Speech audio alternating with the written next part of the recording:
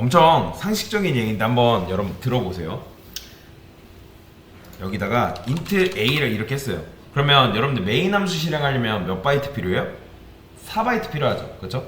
그러면 이것만 알면 여러분들이 이해를 할 수 있는 건데, 그런데 여러분들이 4바이트 필요한지 어떻게 알았어요? int a 적어보고 안 거잖아요. 그쵸? 그러면 제가 이렇게 해볼게요. 여기다가 int b 이러면 몇 바이트죠? 8바이트죠. 그쵸? 8바이트. 여기까지는 여러분들 어렵지 않을 거예요. 그 다음에 제가 int 포인터 변수 ar을 이렇게 해서 이러면 몇 바이트 필요해요? 어렵게 생각할 필요 없죠. 여러분 무조건 요거 이렇게 붙으면 8바이트라고 설명을 드렸습니다. 얘는 뭐예요? 포인터 변수죠. 그러니까 메인 함수 실행하는데 몇 바이트? 8바이트 필요한 거예요. 그 다음에 캐릭터 C 얘는 몇 바이트 필요해요? 캐릭터가 1바이트니까 9바이트 필요한 거죠. 그쵸?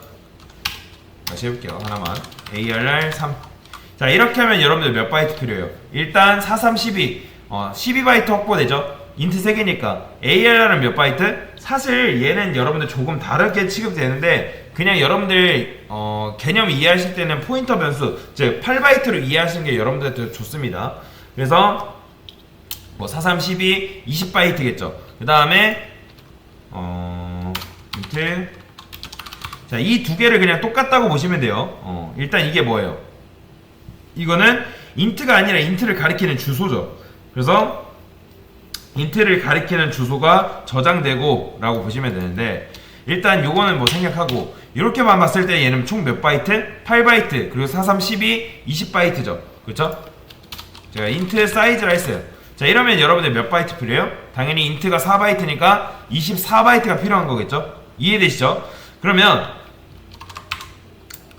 여기에는 여러분들 그 어떤 복잡한 수식도 필요 없어요. 더하기만 할 줄 알면 되는 거예요. 그런데 제가 여기서 이렇게 해볼게요.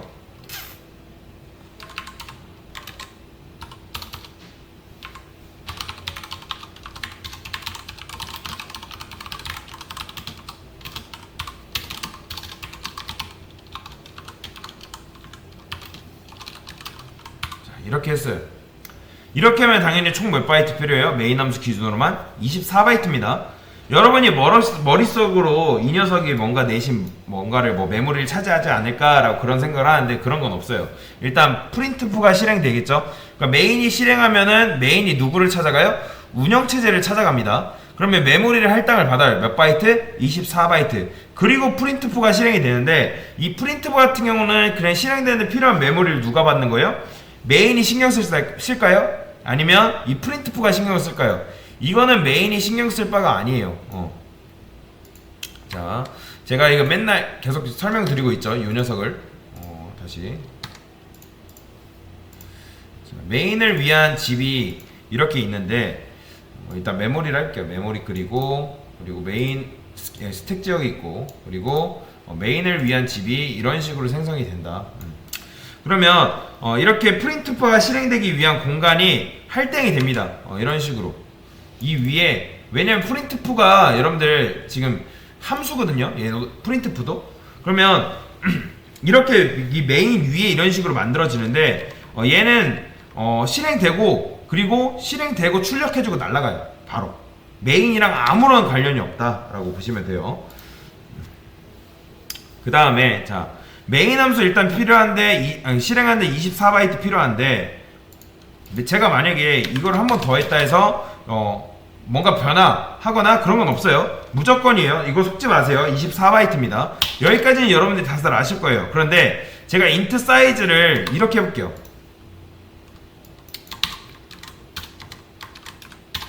이렇게 했어요. 여러분들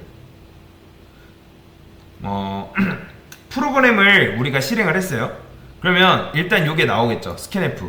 그쵸? 그러면 scanf 했을 때 이게 지금 실행이 안 되거든요, 사실. 근데 제가 만약에 이거를 5를 입력했다고 해볼게요. 5를. 그러면 이 int 사이즈에 뭐가 들어갈까요, 여러분들? 당연히 제가 5 입력하니까 사이즈에 5 들어가겠죠?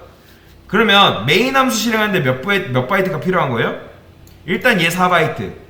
그리고 ARR은 몇 바이트? 얘 8바이트. 12바이트 확보됐죠? 그 다음에 ARR이 가리키는 배열은 몇 바이트?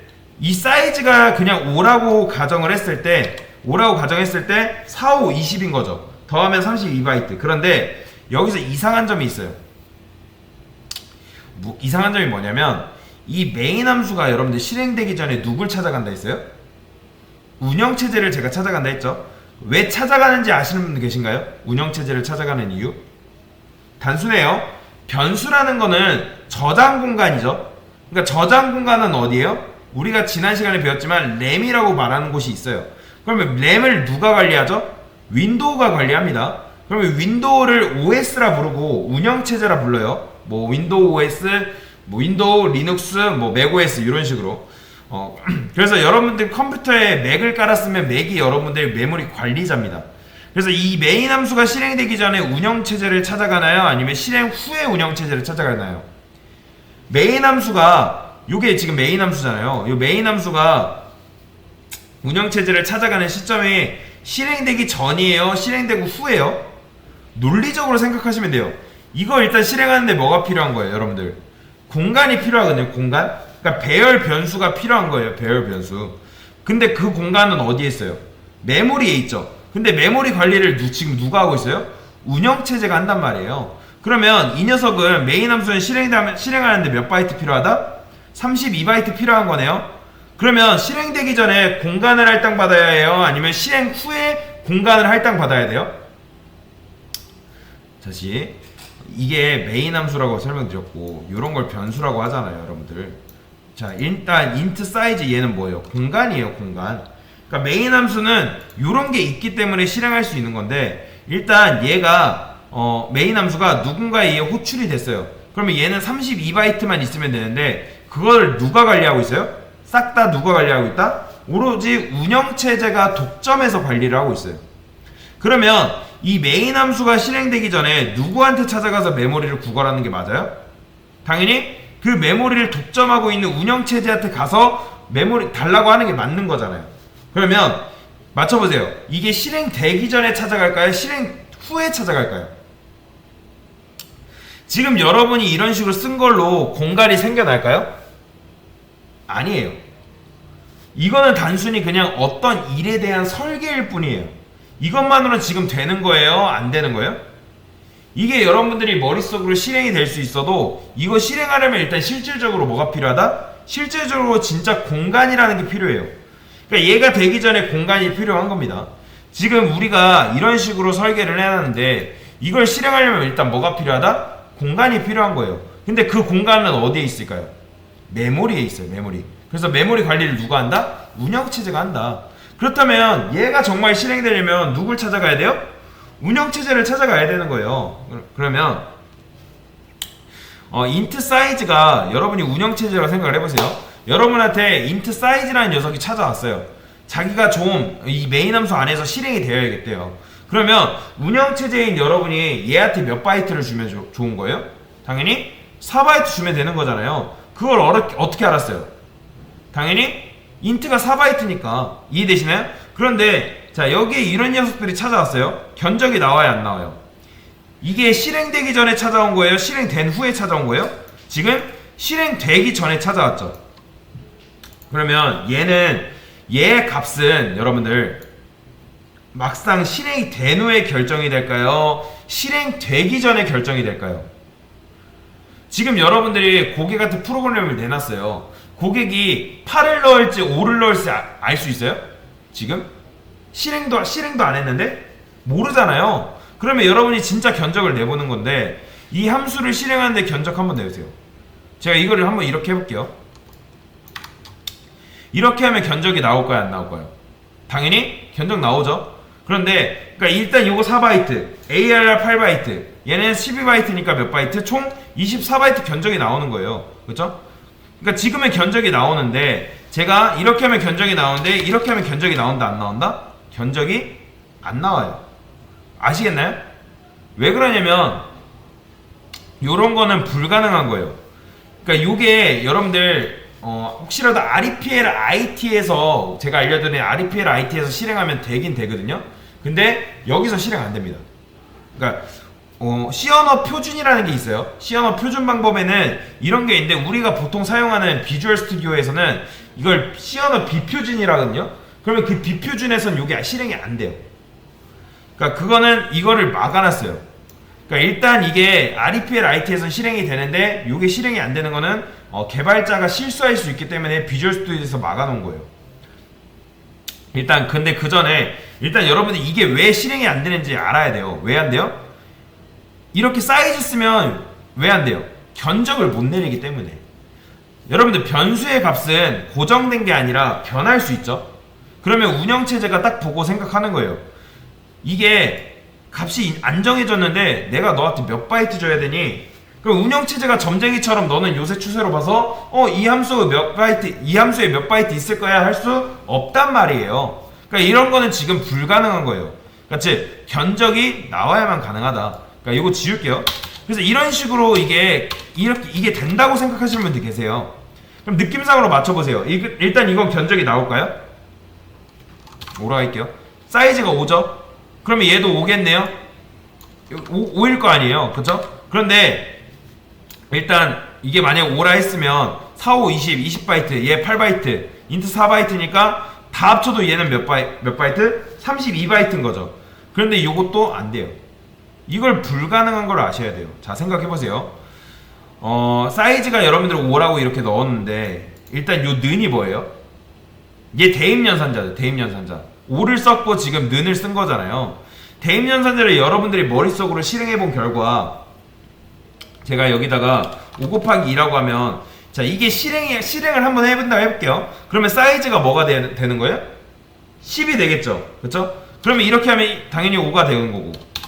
자, 그러면 그렇다는 거는 이걸 여러분들이 미리 알았다는 건 뭐예요? 여러분들이 머릿속으로 먼저 계산을 해본 거잖아요. 이해되시나요? 먼저 이게 5 곱하기 2 했을 때 10이고 5 곱하기 1 하면 5고 이걸 여러분들이 머릿속으로 계산을 한 거잖아요. 자, 이 메인 함수는요 실행되기 전에 누굴 찾아간다 했어요? 운영체제 찾아간다 말씀드렸죠? 그럼 운영체제는 요걸 인트 사이즈를 실행을 해볼 수가 없어요. 이 사이즈의 값은 언제 결정됐나? 막상 실행이 되고 나서 결정이 되는 거예요. 그러니까 여러분이 이렇게 생각하시면 안 돼요. 컴퓨터가 바보도 아니고 이걸 모른다고? 이런 거 대충 눈치껏 해서 사이즈 넣어주면 되잖아. 아니에요. 현대 컴파일러는 그러니까 이거를 눈치껏 해주는데 이론적으로 안 됩니다. 이해되시죠? 그러니까 컴퓨터가 사이즈가 5인 걸 모른다고? 정말 엄밀히 말하면 이 녀석은 실행이 되어야만 그때서야 5가 들어가는 거예요. 실행이 됐을 때. 그런데 이건 좀 달라요. 여기다가 샵 define 해가지고 제가 사이즈 이렇게 5 했어요. 그 다음에 이 사이즈를 여기다 넣으면 이건 달라요. 얘는 변수예요, 상수예요? 얘는 변수가 아니라 그냥 문법이에요. 그래서 이건 실행되기 전에 사이즈가 뭐다? 이건 그냥 5예요, 5. 그래서 요건 돼요, 요건. 근데 살다 보면은 여러분들 이런 프로그램을 짜야 될 때가 있을까요, 없을까요? 어떤 프로그램을 짤 때 고객이 몇 명을 입력받을지 다 미리 계산을 할 수 있을까요?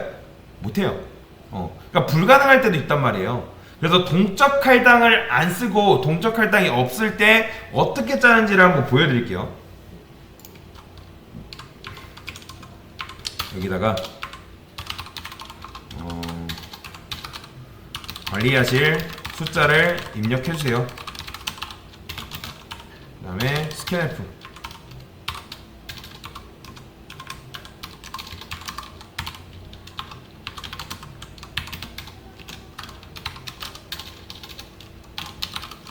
이런 식으로.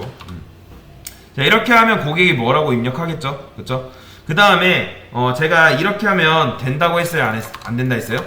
이거 안 된다고 했죠? 이렇게 하면 운영체제한테 퇴짜 먹습니다. 참고로. 그래서 저는 여기다 맥스 사이즈라고 할게요. 맥스 사이즈 뭐 200, 맥스 사이즈 200 이렇게.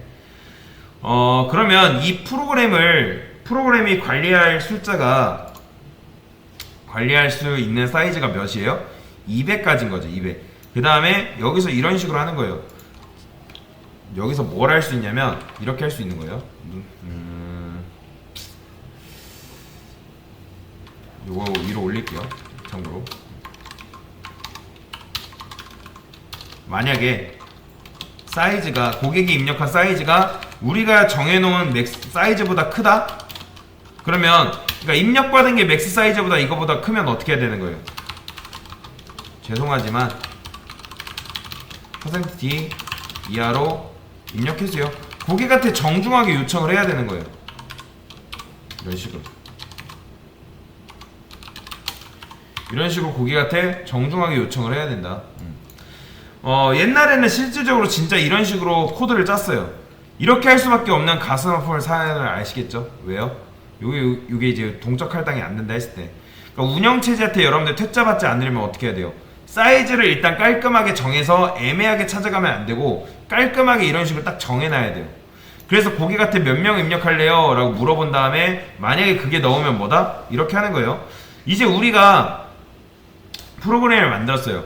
그러면 우리가 프로그램 잘 사용하다가 단 한 명이 자기는 500명 관리한대요. 그러면 여러분들 프로그램을 우리가 어떻게 하면 되는 거예요? 여기를 뭘로 바꾸면 되는 거예요? 500으로 바꾸면 되는 거잖아요. 근데 그러면 500명 서용 가능한데 그 다음에 전화가 와요. 우리는 700명 관리한대요. 그래서 700을 이렇게 바꿔줬어요. 그 다음에 누군가 1000명을 관리한대요. 그래서 1000명을 이렇게 써줬어요. 그러면 이게 좋은 걸까요, 여러분들? 누군가는 예를 들어서 그러니까 숫자를 10명만 관리하는데 프로그램이 업데이트 될수록 희한하게 숫자 많이 관리하지도 않는데 메모리를 굉장히 많이 잡아먹는 거예요.